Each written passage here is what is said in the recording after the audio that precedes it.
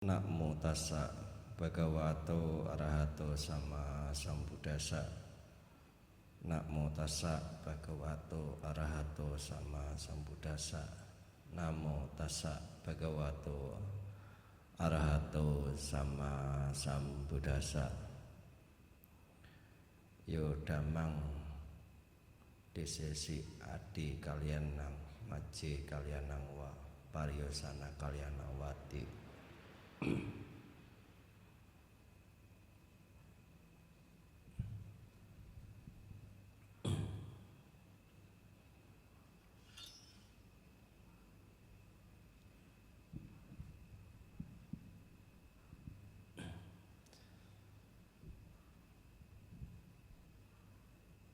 Selamat malam Bapak Ibu Saudara-saudari kalian amita semua, para pemirsa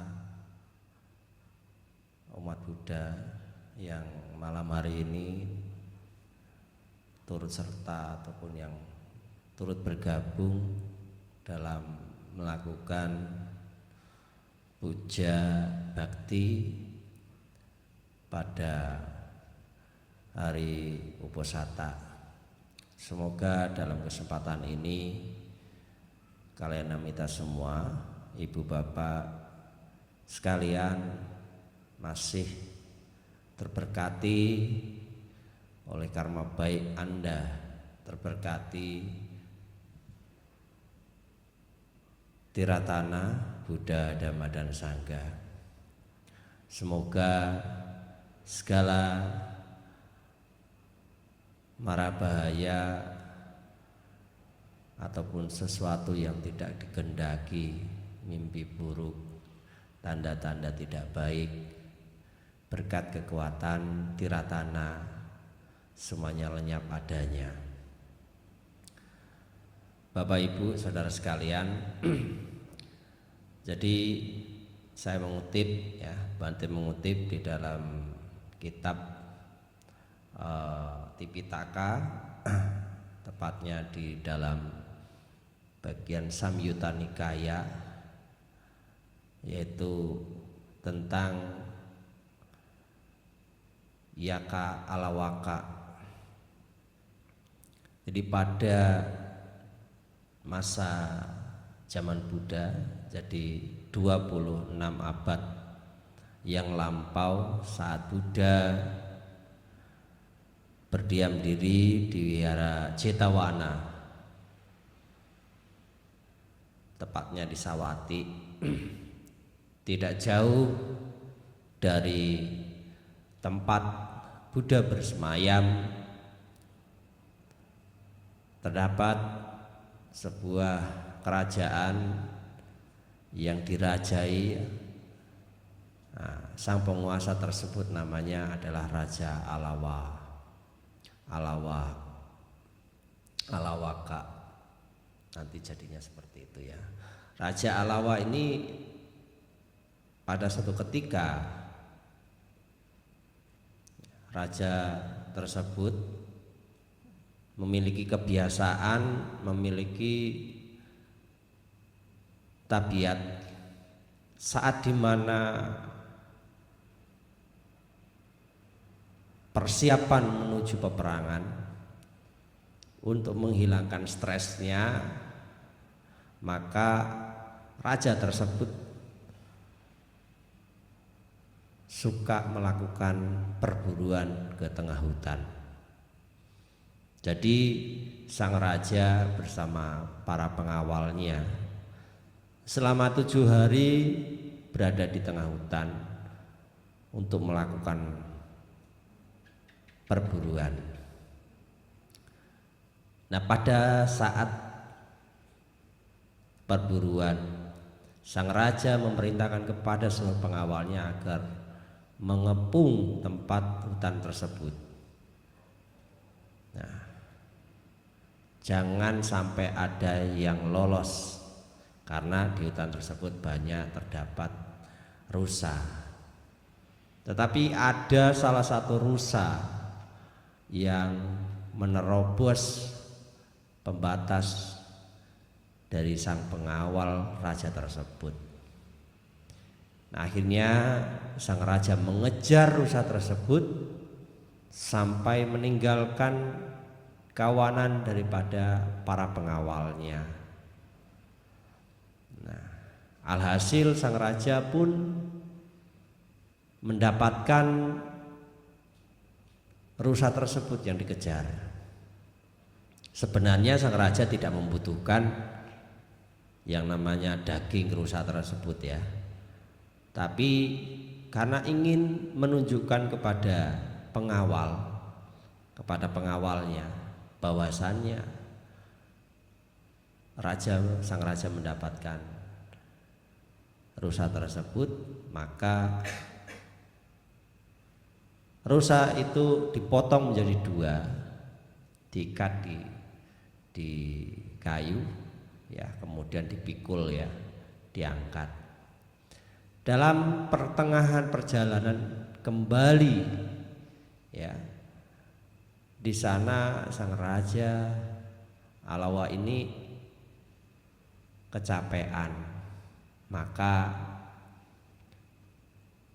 sang raja akhirnya beristirahat di bawah pohon yang kalau di Indonesia kalau kita kenal namanya adalah pohon beringin. Nah, sang raja istirahat di sana. Karena saking kecapeannya ya, sang raja tidak memikirkan apapun dan tidak berpikir apapun. Nah, pohon beringin yang dijadikan tempat berteduh sang raja sejatinya itu adalah rumahnya atau istananya, yaitu Yaka Alawaka. Yaka ini adalah raksasa ya. Nah,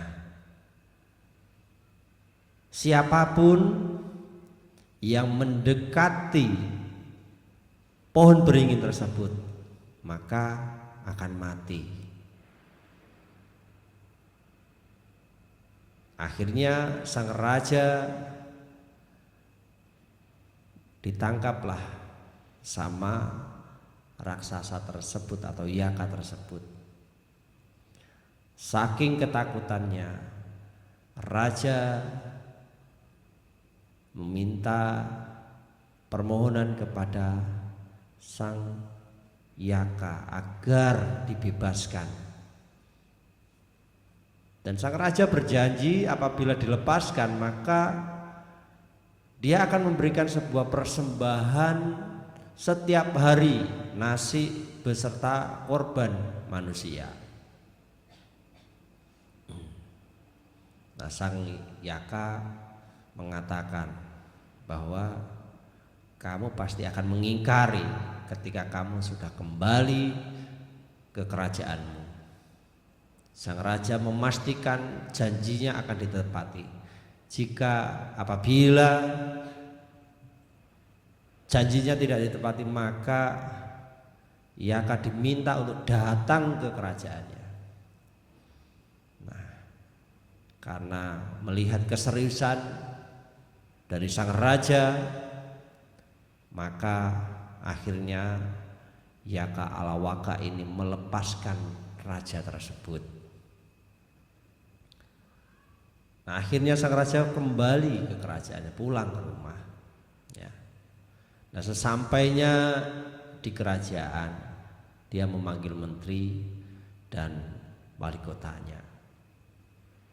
Dia menceritakan akan kejadian yang dialami saat berada di tengah hutan.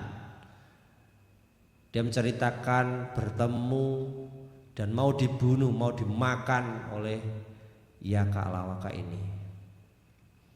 Akhirnya sang raja memerintahkan kepada para menteri dan wali kotanya agar dapat menyelesaikan permasalahan ini. Nah, alhasil sang menteri dan wali kota bertanya, perjanjian tersebut ada batasnya enggak? Ternyata sang raja lupa tidak ada batasnya. Maka disitulah ya disitulah para pejabat, para aparatur kerajaan merasa cemas dan was-was, menyayangkan kejadian yang dialami dan yang diputuskan sang raja. Akhirnya untuk menyelesaikan masalah ini, para pejabat sang raja akhirnya memutuskan untuk mengirim setiap harinya kepada para pembunuh yang dipenjara. Jadi para pembunuh yang sedang dipenjara di kerajaan tersebut, yang sejatinya dihukum mati, mereka ditugaskan, kamu akan dibebaskan apabila kamu mau mengantarkan nasi ini ke pohon beringin yang ada di hutan. Karena saking setiap hari dilakukannya proses pengiriman persembahan nasi tadi beserta korban dari sang pengantarnya, maka akhirnya semua tahanan yang ada di penjara tersebut habis. Tidak ada lagi di dalam ruang tahanan itu yang tersisa, sehingga akhirnya dialihkan lagi ke ruang penjara lain, yaitu mereka yang dipenjara karena terlibat kasus pencurian. Demikian juga seterusnya, habis ya, habis. Nah, akhirnya karena saking tidak ada lagi tawanan atau tahanan yang tersisa, maka akhirnya sang raja dan para pejabat ini berpikir atau membuat sebuah ide kalau untuk tetap menepati yang namanya perjanjian tersebut, maka akhirnya sang raja dan para pejabat ini memerintahkan kepada seluruh penduduknya yang orang tua ya, agar dikirim. Tetapi karena banyaknya cemooh dan terjadinya gejolak, maka akhirnya dialihkan. Bagaimana kalau kita pengorbanannya dengan bayi? Nah, akhirnya juga sama. Apabila hal ini dilakukan, maka akan banyak ibu-ibu yang meninggalkan negara atau wilayah kekuasaan sang raja. Jalan satu-satunya adalah sang raja harus mengorbankan putra mahkotanya. Karena saking memang perjanjian yang sudah harus ditepati, maka dengan berat hati sang raja mengirimkan sebagai tumbal, sebagai korban selanjutnya adalah anaknya sendiri. Nah, pada pagi hari itu, saat dimana sebelum terjadi sang putra mahkota dikirim, sudah menjadi kebiasaan sang Buddha setiap pagi selalu melakukan scanning ya.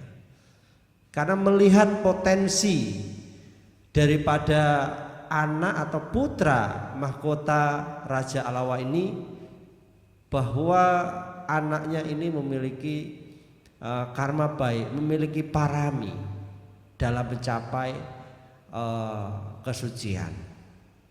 Demikian juga sama halnya, sang Buddha melihat bahwasanya Raja Alawaka ini juga memiliki potensi di dalam merealisasi kesucian.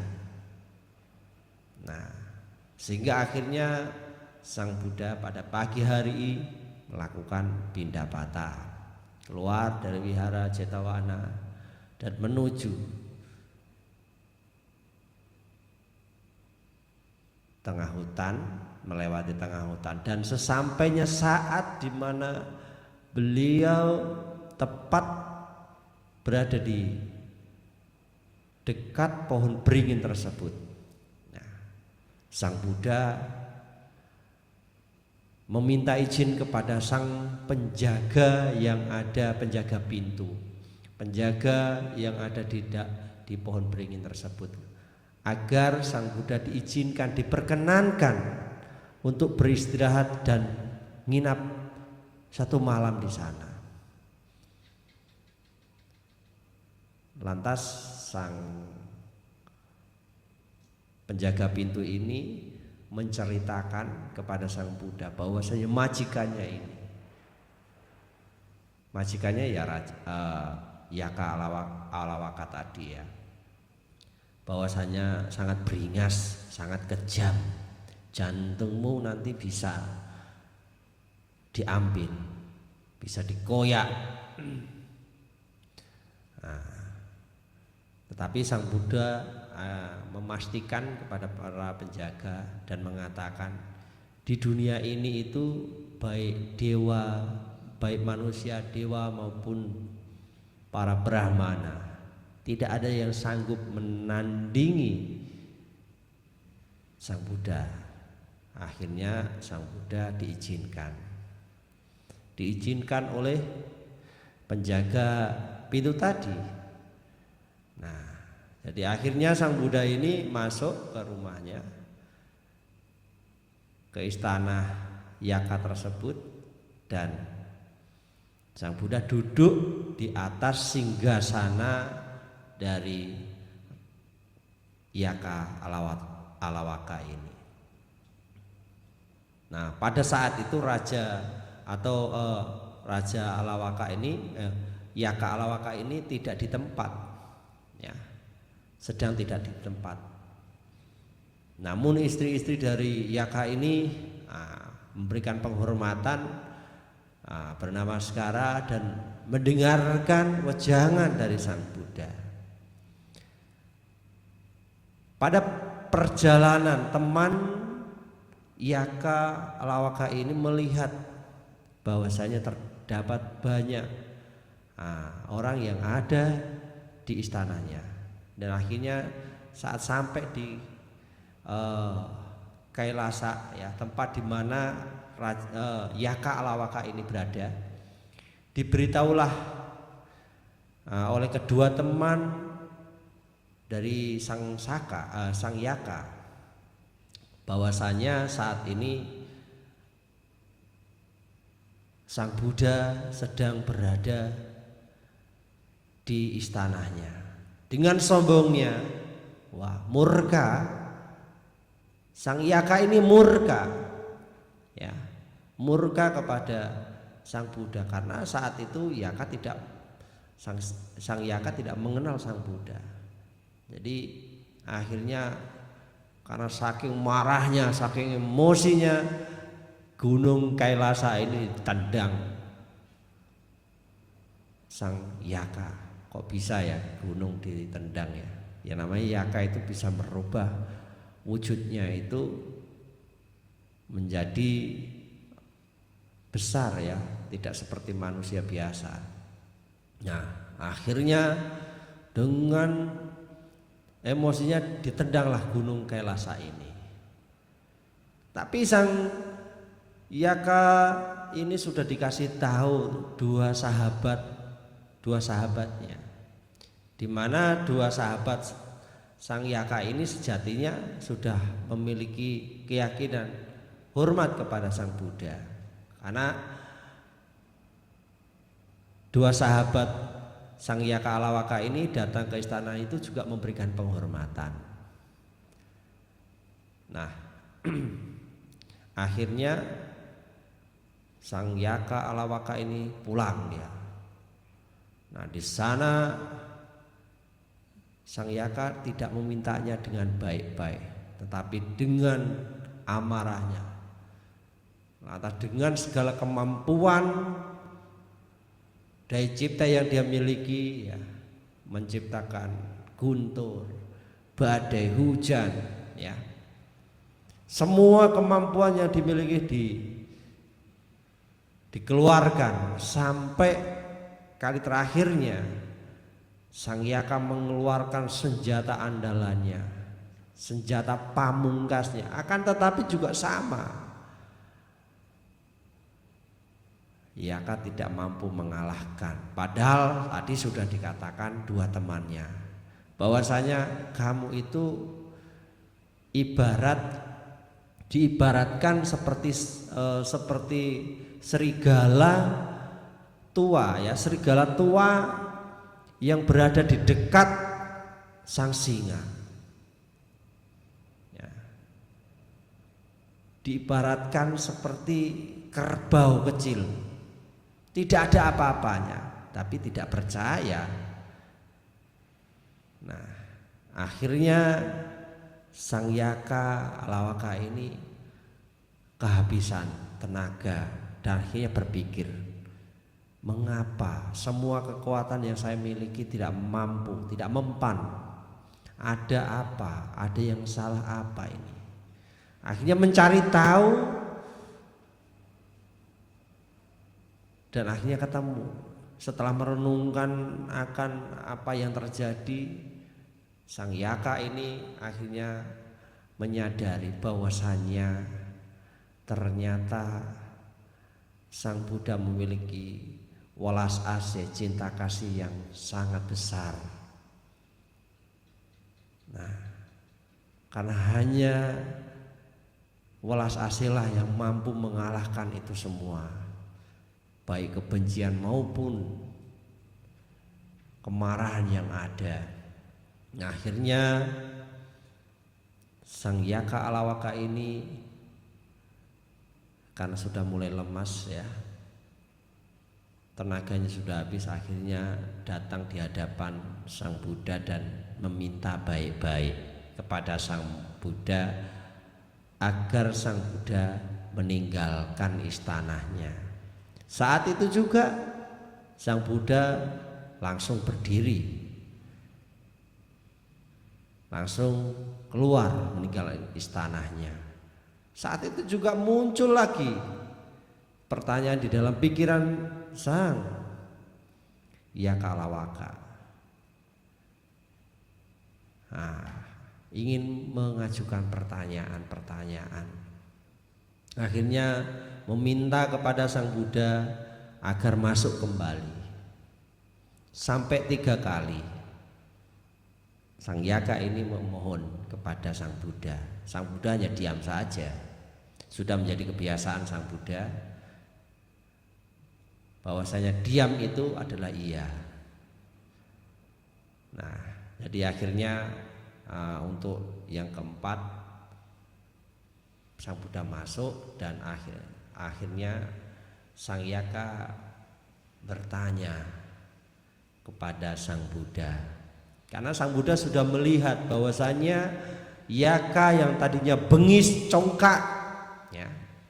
Nah, ini kalau tadi kita baca Parita, ya, baca Parita ada Jaya Manggala Gata itu di syair yang kedua, Maratireka Mabiung Cipta Sabaranting Goram Panalawaka Makamata Dayakang kan Sudanta Widinya Citawa Munindo Tante Jasa Bawatute Jaya Manggalani.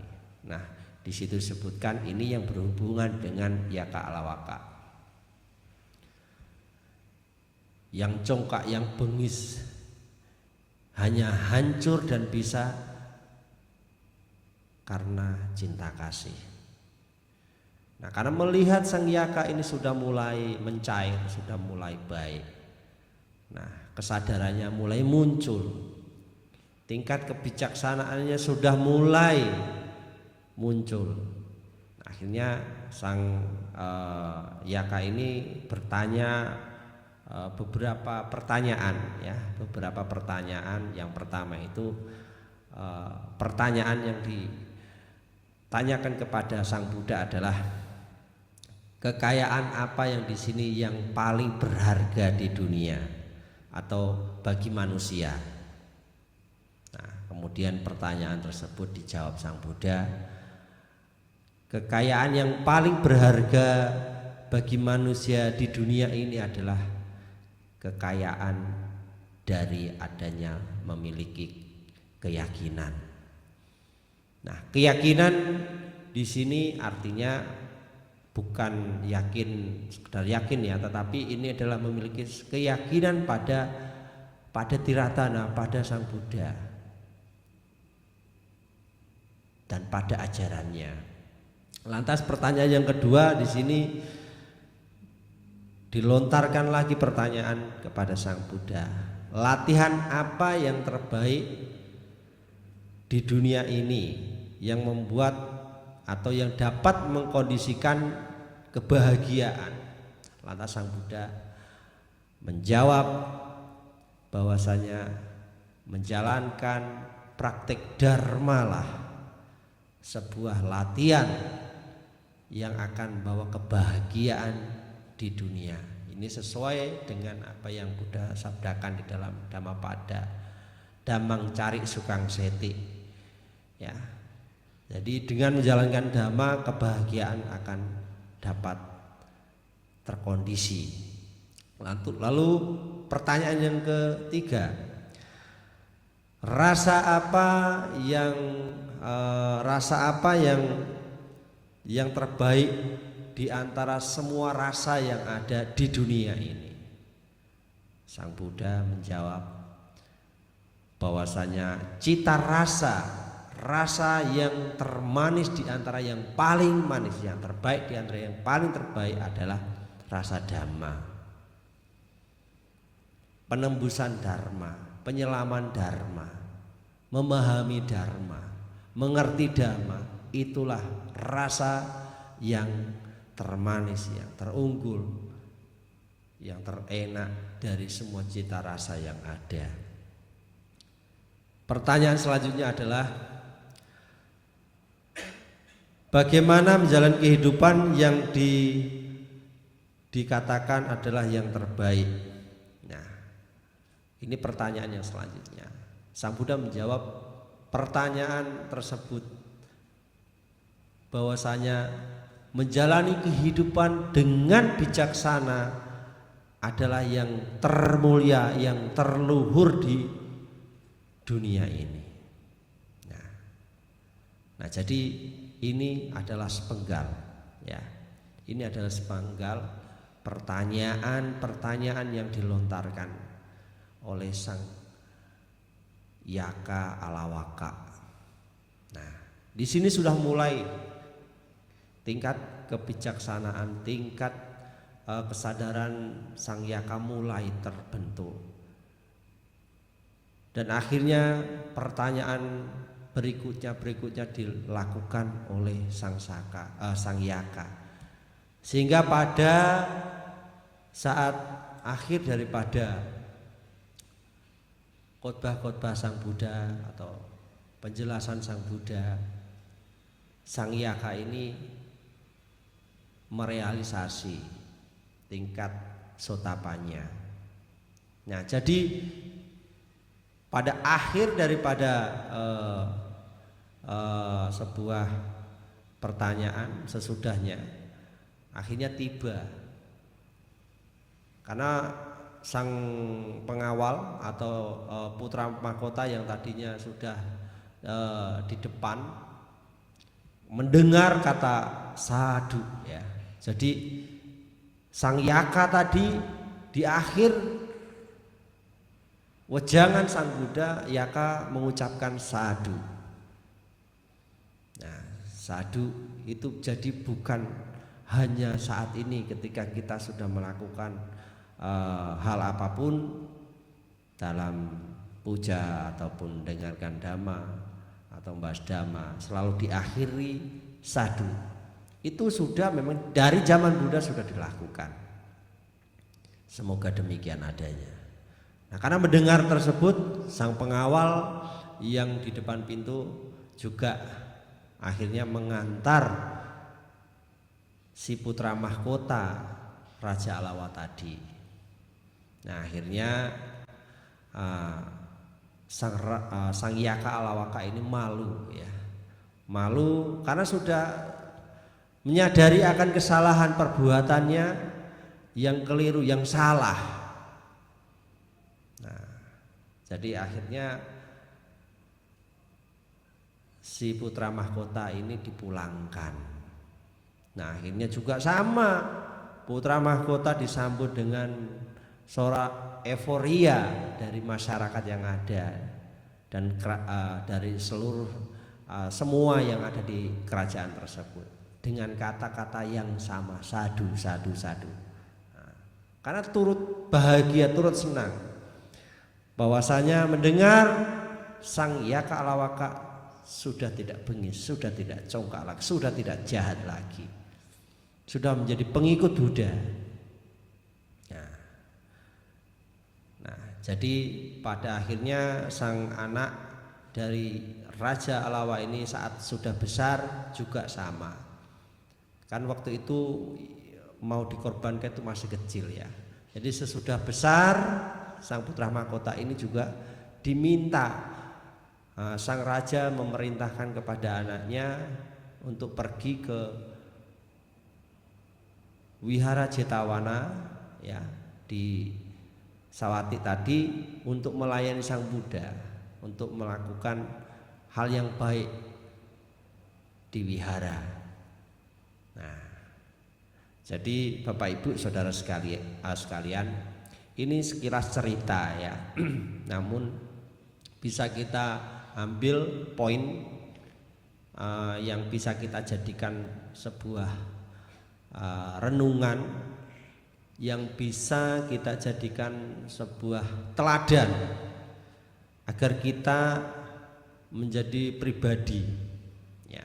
Jika sang Yaka yang jahat, yang bengis, yang congkak bisa menyadari kesalahannya karena memahami dharma, apalagi kita yang manusia yang tidak sejahat raksasa, tidak secongkak raksasa, tidak sebengis raksasa, apakah kita tidak bisa? Nah, karena disebutkan bahwa terlahir sebagai manusia dan ketika sudah bertemu dengan Buddha Dhamma Sangha, maka ini adalah keberuntungan yang tak ternilai di dunia. Nah, karena tadi sudah disebutkan sang Buddha bahwa kekayaan adalah harta yang paling berharga, hal yang paling besar di dunia, maka Anda harus memperhitungkan, Anda harus membangun keyakinan pada Tiratana jauh melebihi daripada apapun. Kalau Anda memiliki keyakinan pada yang namanya harta materi saja, Anda fokus ke sana, itu nanti tidak akan kita bawa mati. Tetapi keyakinan yang sudah terbangun, yang sudah masuk sampai pada relung hati yang terdalam kita, maka kemanapun kita akan lahir, dimanapun kita lahir, maka kita akan menerima buah hasil daripada keyakinan kita. Demikian juga menjalankan dharma, mempraktekkan dhamma, hidup sesuai dharma ya dalam kesempatan seperti momen Uposatha ini ya. Maka ini adalah hari yang spesial di antara hari-hari biasanya ya. Disebutkan bahwa hari Uposatha itu hari yang spesial di antara hari-hari lainnya. Jadi sudah tepat jika hari yang spesial kita manfaatkan untuk sesuatu yang spesial. Maka tidak heran bahwasanya di luar sana banyak umat-umat atau kalyanamitta kita sebagian sudah mau berkesadaran menjalankan Uposatha sila. Ada yang menjalankan Atthasila, bahkan juga ada yang menjalankan vegetarian. Ada yang berdana ya, tidak menjalankan Uposatha sila, tidak menjalankan praktek daripada vegetarian tadi, tetapi dia berdana ya, melakukan kebajikan. Nah, karena ada satu keyakinan, karena memang sudah disebutkan bahwa Uposatha ini memiliki hari yang spesial, hari yang baik. Jadi kalau hari yang baik pasti ini beda dengan hari-hari biasanya, kala. Jadi satu hari ini saja, karena Uposatha hanya satu hari, dalam satu bulan hanya ada dua hari saja, Uposatha gelap dan Uposatha terang. Berarti hari ini Uposatha terang, ya. Makanya hari ini kami rambutnya semua sudah dicukur. Ini menandakan ini bulan terang, ya. Nah, jadi Bapak Ibu Saudara sekalian, maka marilah kita membangun tekad, ya, dari keyakinan yang sudah kita miliki, kita perkuat, kita tingkatkan, kita kembangkan. Karena dengan membangun keyakinan yang baik, kuat, maka ini akan mendorong, menggiring kita pada proses pati-pati dhamma atau praktek dharma yang sesungguhnya. Nah, karena dengan cara mempraktikkan dhamma yang dengan baik, menjalankan dengan baik, maka kebijaksanaan akan kita capai atau kebijaksanaan akan kita miliki. Tadi sudah disebutkan bahwa kebijaksanaan adalah cara kehidupan yang paling mulia di dunia. Ini adalah cara kehidupan yoniso manasikara, kehidupan yang luhur. Karena jelas ketika kita berada di rakit dharma, kita berada di atas dharma, di jalan dharma, maka kebahagiaan akan selalu mengikuti kita. Sekalipun ada dinamika kehidupan yang akan datang pada kehidupan kita, dalam hal ini adalah penderitaan atau sesuatu yang tidak menyenangkan, itu tidak akan menjadi dampak, tidak akan menjadi pengaruh, karena kita jauh lebih besar, jauh lebih banyak memiliki sebuah kebaikan di dalam diri kita, karena kita sudah membiasakan praktek-praktek mulia sebagaimana yang tertuang di dalam dharma.